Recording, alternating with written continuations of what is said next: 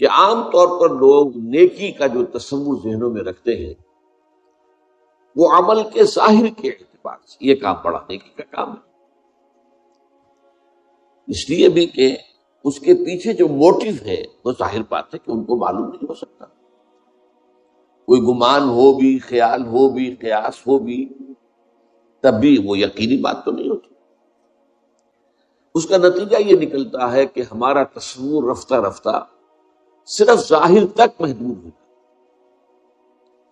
باطن کی طرف توجہ نہیں رہتی. ہر عمل کے یہ دو پہلو ہیں، ایک اس کا ظاہر ہے اور ایک اس کا باطن ہے. باطن میں موٹیو کیا ہے، محرک عمل کیا ہے، اور ظاہر میں وہ عمل کی جو شکل ہے وہ ہمارے سامنے. ظاہر بھی اہم ہے،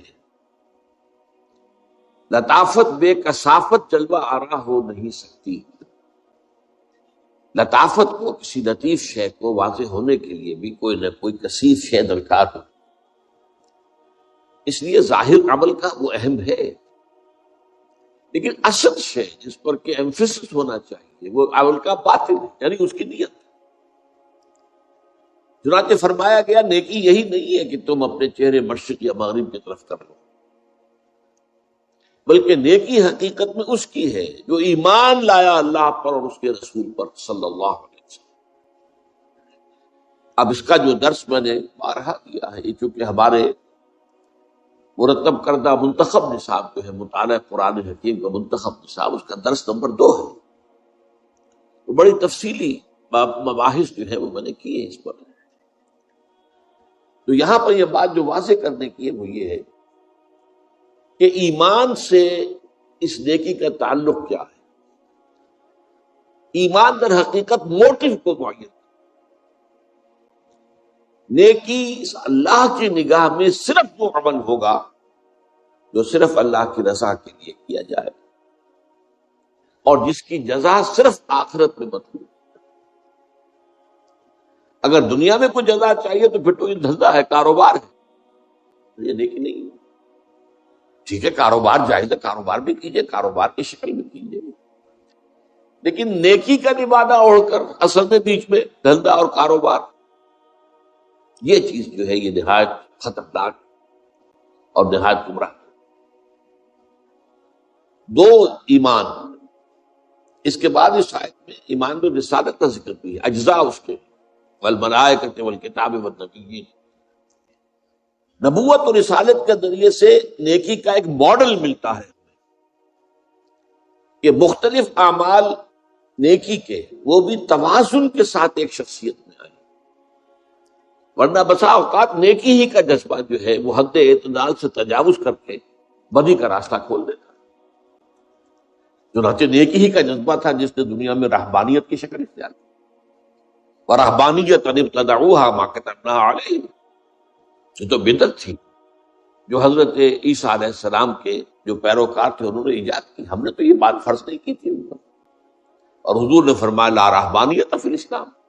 لیکن ظاہر بات ہے کہ رہبانیت اختیار کرنے والے کرتے تو نیکی کے لیے ہیں، لیکن وہاں نیکی غیر معتدل ہو گئی ہے، غیر متوازن ہو گئی. تو توازن کے ساتھ نیکی کا ایک مکمل مجسمہ وہ محمد رسول اللہ کی ذات صلی اللہ علیہ وسلم، یہ ماڈل ہے. لیکن محرکات عمل کا تعلق جو ہے وہ ایمان باللہ اور ایمان بالآخرت سے. نیکی کیا اسی لیے کی جائے کہ اللہ راضی ہو جائے، اور نیکی اس لیے کی جائے کہ اخروی نجات حاصل ہو جائے اور جزا اس کی صرف آخرت کے اندر. اب اس بات کو، اس حقیقت کو اس سادہ حدیث کے اندر حضور نے بیان کیا. اور اس حدیث کے بارے میں یہ بات جان لیجیے، اکثر محدثین کرام نے جو اپنے مجموعے مرتب کیے ہیں ان میں سب سے پہلے اس حدیث کا ذکر کیا. اس کی وجہ کیا ہے کہ محدثین بھی ایک عمل کر رہے تھے، ایک جد و جہد کر رہے تھے، ایک محنت کر رہے تھے. حضور صلی اللہ علیہ وسلم کی احادیث کی جمع و تدوین بہت بڑی نیکی تھی. پھر اس پر جرح و تعدیل، اس کے اندر بڑے خطرات تھے. کسی شخص کی ایسی روایت قبول نہ کر لی جائے کہ جس کے اندر فتنے کا اندیشہ ہو، جس نے کہ جھوٹ موٹ گھڑ کر کوئی بات جو ہے حضور کی طرف منسوخ کر دی تھی. تو بڑی محنت طلب، مشقت طلب جد و جہد تھی. اس میں بھی اصل شے ان کے نزدیک جو ہے وہ نیت کا معاملہ ہے. یہاں اسی لیے اس حدیث کو سب سے پہلے لاتے ہیں کہ اس مجموعے کے مرتب کرنے میں اللہ کرے کہ ہماری نیت میں سوائے اللہ کی رضا اور آخرت کی جزا کے اور کوئی شے شامل نہ ہو. اب اس حدیث کے راوی ہے امیر المومنین ابی حفص، حضرت حفصہ رضی اللہ تعالی عنہ، حضرت عمر کی صاحبزادی تھی اور حضور کی زوجہ محترمہ. تو ابو حفص گویا کہ کنیت ہے حضرت عمر کی. عن امیر المومنین ابی حفص عمر بن الخطاب رضی اللہ تعالی عنہ قال سمعت رسول اللہ صلی اللہ علیہ وسلم یقول، انہوں نے فرمایا کہ میں نے سنا، بلکہ میں اضافہ کروں گا میں نے خود سنا اللہ کے رسول کو یہ فرماتے صلی اللہ علیہ وسلم. اصل میں بعض اوقات روایت شروع ہو جاتی ہے عن فلاں. اب عن فلاں ان سے روایت کیا گیا، اب یہ یقین سے نہیں کہا جا سکتا کہ انہوں نے یہ خود حضور سے سنا. یہ بھی تو ہو سکتا ہے کسی اور صحابی نے انہیں سنا دیا ہو، لہذا براہ راست وہ خود سامع نہ ہو سکتا امکان. جب عن سے بات ہو جائے گی صرف تو پھر وہ بات کافی نہیں ہوگی. یہاں یہ ہے کہ فرمایا قال سمعت رسول اللہ صلی اللہ علیہ وسلم یقول، میں نے خود سنا اللہ کے رسول صلی اللہ علیہ وسلم کو فرماتے. اب یہ متن ہے آگے جو حدیث کی، انما الاعمال بالنیات، اعمال کا دار و مدار نیتوں پر ہے. یہاں اگرچہ اعمال کا لفظ جو ہے عام آدمی سمجھے گا کہ عام ہے، عمل نیکی کا بدی کا نہیں. عربی زبان میں جو دو لفظ ہیں عمل اور فعل، فعل کی جمع افعال، عمل کی جمع اعمال، ان کے استعمال میں یہ فرق ہے. قرآن و حدیث کے حوالے سے اگر ہم سمجھے کہ عمل کہتے ہیں اس کام کو جس میں مشقت لگتی ہو، محنت طلب ہو، جس کے بعد انسان تکان محسوس کرتا ہے. اسی لیے قرآن مجید میں عاملۃ ناصبہ، بعض چہرے ہوں گے قیامت کے دن جن پر تکان طاری، اس لیے کہ وہ ایگزاسٹڈ ہوں. اس کے لیے لفظ ہے عاملۃ ناصبہ تصلی نارا حامیہ، اور یہ وہ لوگ ہوں گے کہ جو دہکتی ہوئی آگ کے اندر، تپتی ہوئی آگ کے اندر داخل. تو یہاں اصل میں گفتگو جو ہے وہ نیکی کے بارے میں ہو رہی ہے، اعمال. چنانچہ میں بعض آیات آپ کو اور بھی سناؤں گا. یہ مضمون اتنا اہم ہے کہ قرآن مجید کے اور احادیث کے بعد اور حوالے اس کے ساتھ میں دوں گا. مراد یہاں پر ہے نیک اعمال. اعمال انما الاعمال بالنیات، یہ نہیں ہے کہ آپ برائی کا کام کر رہے ہو، معصیت کا کام کر رہے ہو کہ میری نیت تو نیک ہے. یہاں پر اس کا اطلاق نہیں ہوگا، بدی پر نہیں ہوگا، برائی پر نہیں ہوگا، معصیت کے کام پر نہیں ہوگا، گناہ کے کام پر نہیں ہوگا. اس حدیث کا جو اطلاق ہو رہا ہے وہ نیکیوں پر. انما الاعمال بالنیات وانما لکل امرئ ما نوی، اور ہر شخص کے لیے وہی کچھ ہے، وہی اسے بدلہ ملے گا جس کی اس نے نیت کی. عمل کا ظاہر کچھ بھی ہوگا، لیکن اللہ کی نگاہ میں اصل شے یہ ہوگی کہ اس کے پیچھے اس کی نیت کیا تھی، ارادہ کیا. عرف عام میں ہم بھی کہتے ہیں الیکشن کا دور آنے والا ہے، وقت آنے والا ہے، اب بڑا چودھری، بڑا سرمایہ دار، محل میں رہنے والا وہ نکلتا ہے، گلیوں میں جاتا ہے، غریبوں سے ملتا ہے، بغل گیر ہوتا ہے، میلے کچیلے بچے ان کو بھی گود میں اٹھاتا ہے، پیار کرتا ہے. سب کو معلوم ہے کس لیے ہو رہا ہے. یہ کوئی نیکی نہیں ہے، یہ کوئی شفقت اور محبت جو ہے وہ نہیں ہے، بلکہ یہ تو دھندا ہے، انہیں ووٹ چاہیے. تو ہم بھی عرف عام میں یہ فیصلہ کرتے ہیں. لیکن بعض چیزیں تو جو کہ ہمارے مشاہدے میں بالکل نمایاں ہوتی ہیں، لیکن بعض مخفی ہوتی ہیں. اس کے لیے تو انسان کے اندر جب تک سیلف سینسر پیدا نہ ہو جائے، ذاتی طور پر اپنے اوپر ایک محاسبہ کرتے رہنا کہ میں کیا کر رہا ہوں، کس لیے کر رہا ہوں، کہیں میری نیت میں کوئی فساد تو نہیں پیدا ہو گیا. کہیں شیطان کے کسی زیر اثر کوئی ملوث تو نہیں ہو گئی ہے میری نیت کسی بدی کے ساتھ. تو انما الاعمال بالنیات وانما لکل امرئ ما نویٰ، جو کچھ اس نے نیت کی ہوگی وہی ملے گا، وہ نہیں کہ جو ظاہر سے اس کے عمل کے سامنے. دنیا میں آپ کا معاملہ ہوتا ہے، نیکی کا کام ہے، اب کسی نے بڑی فاؤنڈیشن بنا دی ہے، اس سے جو ہے وہ لوگوں کو خیر پہنچ رہا ہے، اب کیا معلوم اس کی نیت کیا تھی. سرکار دربار میں رسائی کی اور اپنی انکم ٹیکس کے معاملات کے اندر جو ہے وہ چھوٹ ووٹ حاصل کرنا، یہ مقصد تھا یا کیا تھا اللہ جانتا ہے.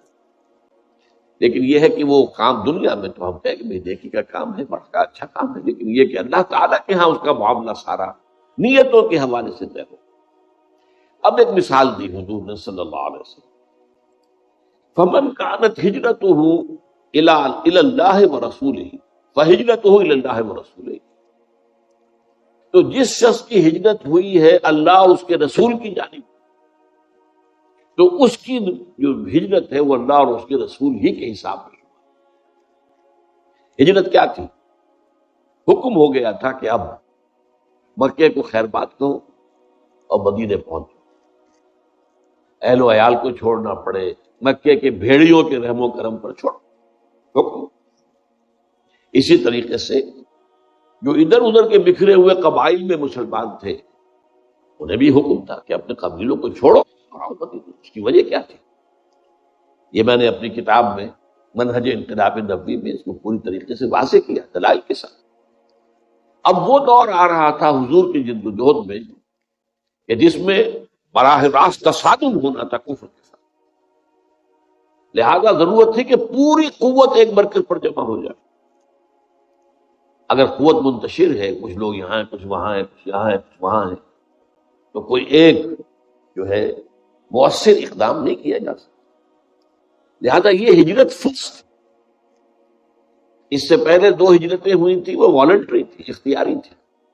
حبشہ کی طرف اس میں صرف اجازت دی گئی تھی کہ اگر یہاں کی سختیاں نہیں جھیلی جا رہی، اگر صبر کا پیمانہ لبریز ہو رہا ہے، برداشت سے باہر ہو گیا معاملہ، جاؤ ٹھیک ہے چلے جاؤ، حبشہ میں جا کر پناہ گزین ہو جاؤ. وہ پناہ گزینی تھی اس لیے کہ وہاں ایک بادشاہ ہے جو نیک ہے، اچھا ہے، عادل ہے، منصف ہے.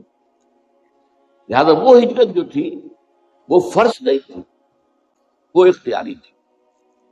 یہ ہجرت فرض تھی اس لیے کہ یہ تو حضور کی انقلابی جد و جہد کے اندر ایک اہم قدم کی حیثیت رکھتی. اب ہجرت کا ظاہر کیا؟ کوئی شخص مکہ چھوڑ کر مدینے آ گیا ہے، ہم تو یہی کہیں گے نا، اور کیا کہیں.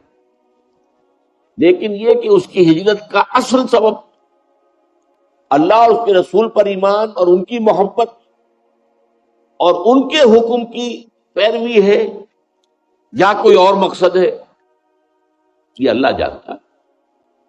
اب اس کی 2 مثالیں تھیں. پہلے تو فرمایا فمن کانت ہجرتہ الی اللہ ورسولہ، اگر یہی ہے تو ان کی ہجرت جو ہے اللہ اور اس کے رسول ہی کے حساب میں رہے گی، انہیں اجر و ثواب پورا ملے گا. ومن کانت ہجرتہ لدنیا یصیبھا، اور جس کسی کی ہجرت ہوئی ہے دنیا کے حصول کے لیے، تاکہ دنیا حاصل کر لے،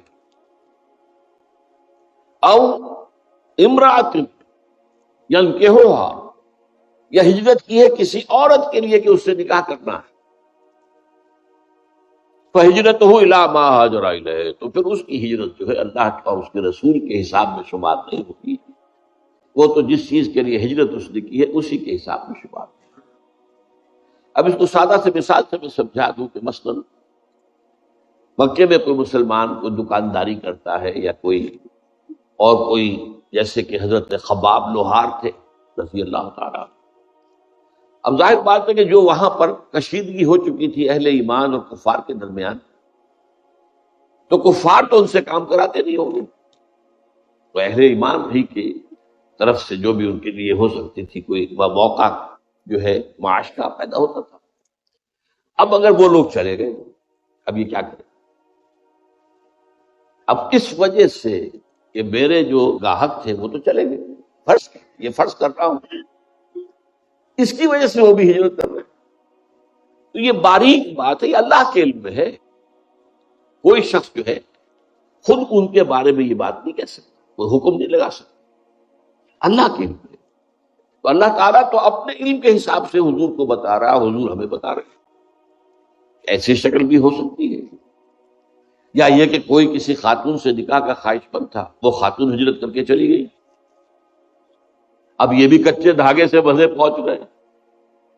اب یہ ان کی ہجرت جو ہے یہ ظاہر بات ہے اللہ اور اس کے رسول کے لیے شمار نہیں ہوگی، بلکہ اس خاتون کے عشق اور محبت کے کھاتے میں آئی. کہتے ہیں کہ ایک صاحب تھے مہاجر ام قیس ان کو کہا جاتا تھا، ام قیس کے مہاجر، مشہور ہو گیا ہوگا. یہ دو مثالیں دے دی، فہجرتہ الی ما ہاجر الیہ، تو ان کی ہجرت بظاہر تو عمل وہی ہے جو ایک مومن صادق نے کیا ہے کہ وہ مکے سے اپنی بود و باش اپنی رہائش ترک کر کے مدینے میں آگے حاضر ہو گئے. لیکن یہ ہے کہ اس کے پیچھے اصل موٹو کیا تھا، ساری بات کا دار و مدار اللہ کے ہاں دار و مدار اس پر.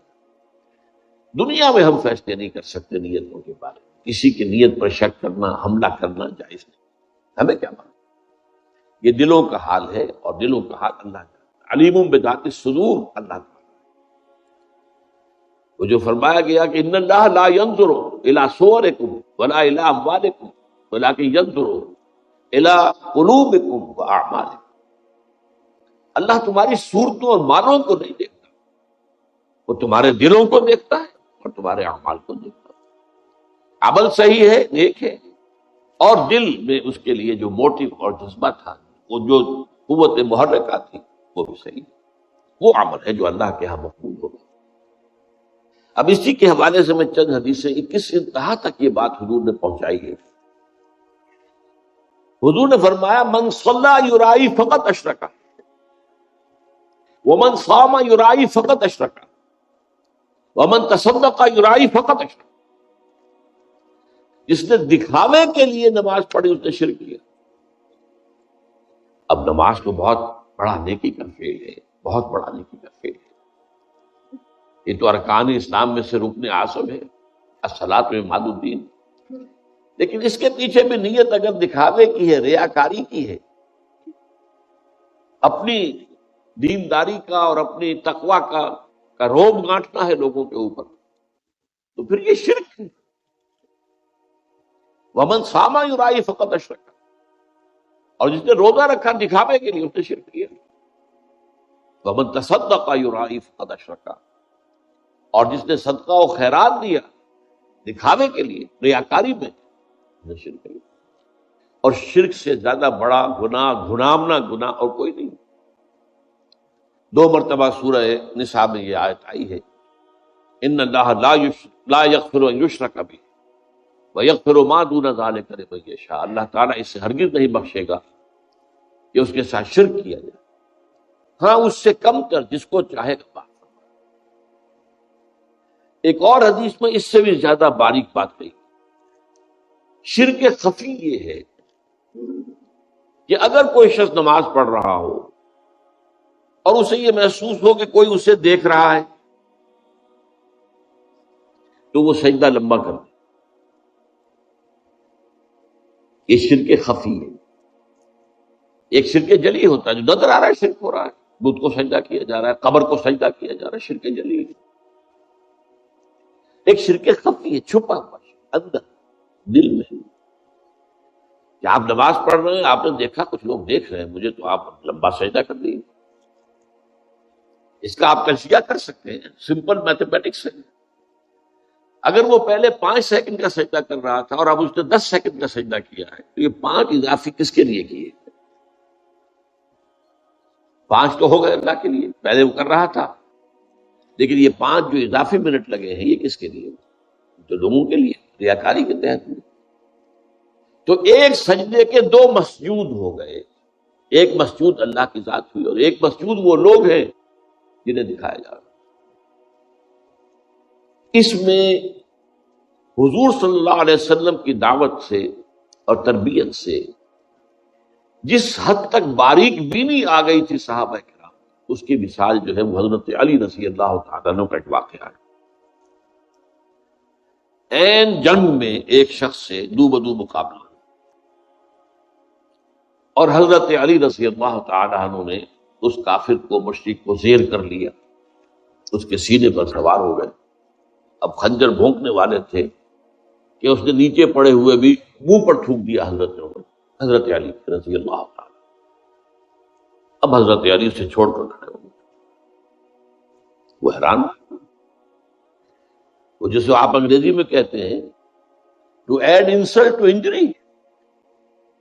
میں نے تو اور توہین کی تھی، ان کی انسلٹ کی، یہ مجھے چھوڑ کر کھڑے ہو گئے، کیوں؟ پوچھا اس نے. تو حضرت علی فرماتے ہیں دیکھو میری تم سے کوئی ذاتی دشمنی نہیں ہے، میں تمہیں صرف اللہ کے لیے قتل کرتا، لیکن اب اگر میں قتل کرتا تو میرے نفس کا انتقام بھی شامل. تم نے میری توہین کی تو میں گویا کہ اپنے نفس کے انتقام میں اس کا بدلہ لینے کے لیے بھی ایک نیت کے اندر میرے یہ ذاتی بات بھی شامل ہو جاتی، اس لیے میں نے اس میں ذرا غور کیجئے. جنگ کا معاملہ ہو اور وہ تو انتہائی جذبات کی گرمی کا وقت ہوتا ہے، یا مرو یا مار دو، اس حالت میں بھی نگاہ رہے اپنی دل کے اوپر اور اپنی نیت کے اوپر. یہ کمال ہے تربیت کا محمد رسول اللہ صلی اللہ علیہ وسلم. اب یہ مضمون قرآن مجید میں 3 جگہ آیا ہے بڑے حسین تمثیلوں کے پیرائے میں. سورہ نور کا جو درمیانی رکوع ہے 5واں رکوع، وہ قرآن مجید کے بڑے اہم مقامات میں سے، حکمت کا یہ بڑے بڑے موتی اس میں 3 تمثیلیں دی گئی. پہلے ایک مومن صادق کی کہ اس کے دل میں نور ایمان ہوتا ہے، اور یہ نور ایمان 2 نوروں سے مل کر امتزاج سے بنا ہے، نور فطرت اور نور وحی، نور علی نور. پھر اس کی شخصیت کی جھلک دکھائی گئی، اس کے اعمال کیسے ہوتے. ایک دوسری مثال دی گئی ایک ایسے شخص کی جس کے دل میں ایمان تو نہیں ہے لیکن کچھ وہ نیکی کے کام کرتا ہے، کھانا کھلاتا ہے غریبوں کو، مساکین کو، کچھ اور کرتا ہے. اس کی مثال ایمان کے بغیر یہ کام جو کر رہا ہے اس کا، اب وہ اگر فرض کیجئے قیامت کے دن جب بعث بعد موت ہو جائے گا، اسے یاد آئے گا میں نے نیکیاں بھی بہت کی تھی، مجھے کچھ نہ کچھ اجر تو یہاں ملنا چاہیے. اس کی تمثیل ہے جو میں آپ کو سنانا چاہتا ہوں. والذین کفروا اعمالهم کسراب بقیعۃ یحسبہ الظمآن ماء. جن لوگوں کے اندر کفر ہے، جنہوں نے اللہ اور آخرت کو نہیں مانا، ان کے اعمال، ان کی نیکیاں سراب کے مانند ہے، جیسے کہ صحرا میں دور سے پانی نظر آتا ہے، پانی نہیں ہوتا، مراج سراب. اب پیاسا آدمی جا رہا ہے، دوڑ رہا ہے، بھاگتا ہو، جب ایگزاسٹ ہو گیا بھاگ نہیں مل سکتا تو کھسکتا ہے، گھسٹتا ہوا بھی جاتا ہے. حتی اذا جاءہ لم یجدہ شیئا، جب وہاں پہنچتا ہے تو کچھ نہیں پاتا، کوئی پانی وہاں نہیں. یہ تو سراب دھوکہ تھا. وَوَجَدَ اللَّهَ عِندَهُ فَوَفَّاهُ حِسَابَهُ، وہ اللہ کو پائے گا وہاں جو اسے اس کا حساب پورا پورا دے دے گا. تمہارے اعمال میں نیت غلط تھی لہذا زیرو ہے، یہاں کا کوئی وزن نہیں. تو سراب کے مانند نیکیاں، سراب کے مانند. انسان اپنے آپ کو سہارا دیتا ہے، اپنے آپ کو دھوکہ دیتا ہے، لیکن اگر اس میں وہ خلوص نیت نہیں ہے، اخلاص نیت، اگر صرف اللہ کی رضا اور آخرت کی جزا پیش نظر نہیں ہے تو وہ نیکی نہیں ہے، اس کے اللہ تعالیٰ کی میزان میں کوئی وزن نہیں. بڑی پیاری بات ہے. پھر تیسری مثال دی، کچھ لوگ ایسے ہوتے ہیں، یعنی یہ جو درمیانی آدمی بیان کیا میں نے ابھی، والذین کفروا اعمالهم کسراب بقیعۃ، ان کے دلوں میں تو نور نہیں ہے لیکن عمل میں کچھ نہ کچھ روشنی کی جھلکیں نظر آتی ہیں، نیک کام کر رہا ہے. کچھ لوگ وہ ہوتے ہیں کہ جن کے دل میں بھی تاریکی ہی تاریکی اور عمل میں کوئی جھوٹ موٹ کی نیکی کی روشنی بھی نہیں. خالص دست پرست، خالص مفاد پرست، کسی خیر کے لیے، کسی نیکی دکھاوے کے لیے بھی نہیں. ان کو کہا گیا ہے ظلمات بعضها فوق بعض، ایک انتہا پر نور علی نور پر نور، وہ مومنین صادقین جن کا باطن منور ہے پورے ایمان سے اور ظاہر مزین ہے اعمال صالحہ، نور علی نور۔ اللہم ربنا اجعلنا منہم، اللہ ہم سب کو ان میں شامل ہونے کی توفیق عطا۔ ایک وہ ہے کہ جن میں وہ ایمان تو ہے نہیں، ظاہر جو ہے کچھ ملمے کی نیکی ہے، ملمے کی چمک ہے، تو وہاں بہرحال اجر و ثواب نہیں ہوگا، تو شراب کے مانند ہوگی اس کی نیکیاں، اس کے اعمال، وہ امید میں آگے بڑھے گا کس تک پہنچے گا، لیکن وہاں تو اللہ اس کا حساب چکانے کے لیے موجود ہوگا۔ اور تیسرے وہ او کظلمات فی بحر اللجی یغشاہ موج من فوقہ موج من فوقہ سحاب ظلمات بعضها فوق بعض، اندر بھی تاریکی ہی تاریکی اور عمل میں کوئی جھوٹ موٹ کی نیکی کی چمک بھی نہیں۔ اچھا، دوسرا مقام ہے سورہ ابراہیم آیت نمبر 18، مثل الذین کفروا بربہم اعمالهم کرماد اشتدت به الريح في يوم عاصف لا يقدرون مما كسبوا على شيء وذلك هو الضلال البعید۔ اس قدر خوبصورت یہ تمثیلیں ہیں یہاں، فصاحت اور بلاغت کی معراج ہے، کلام الملوک کے ملوک الکلام ہے، اللہ کا کلام ہے۔